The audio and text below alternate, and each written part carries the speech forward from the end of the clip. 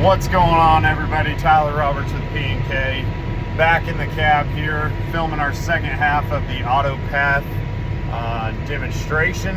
I'm in the cab here with Nicholas Steichen.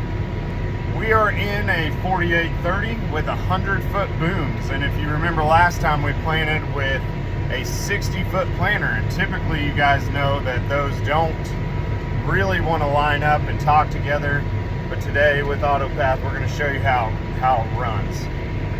As you can see, we've got our AutoPath downloaded into the display, and all those yellow lines are the rows, and it gives you a guidance line to follow in between. So we're about to get started here and start running some of these rows.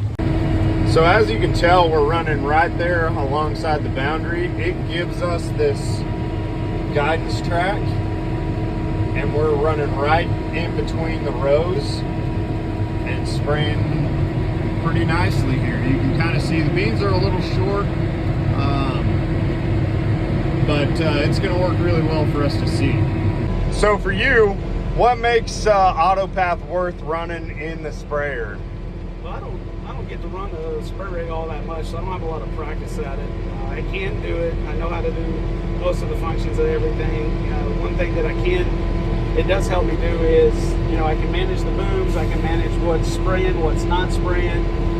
I don't have to chase the rows. I don't have to worry about running over rows.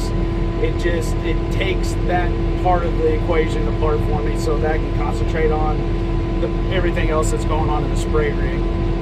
Yeah, so as far as what it takes to run it display wise, what do you got going on in here? So I got a 4640 running the actual product part of it, and then the monitor, the extend monitor to just show the guidance, so you're not flipping back and forth in the pages. It's a pretty cool setup, I will say, that you got going on in here, Nick. So what's really nice is we get to showcase that you don't have to have an R series sprayer to run this new technology. All you need is a Gen 4 SF3 RTK, either one, and then you'll need your source pass data, which is what we're running off of right now. So we're running off of our previous pass, which is our source pass is what they call it. And so that's where we actually planted, and now we're just making sure we run right down the middle of the rows. So we're out of the cab now, and as you can see, we are right in the middle of these rows. Now these are 60-foot planters on 100-foot booms, which is really nice.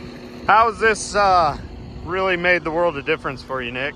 Well, for me, I don't do a lot of spraying. My dad does most of that kind of stuff, and occasionally I get in the spray rig. I don't have a lot of practice at it. It just takes one of the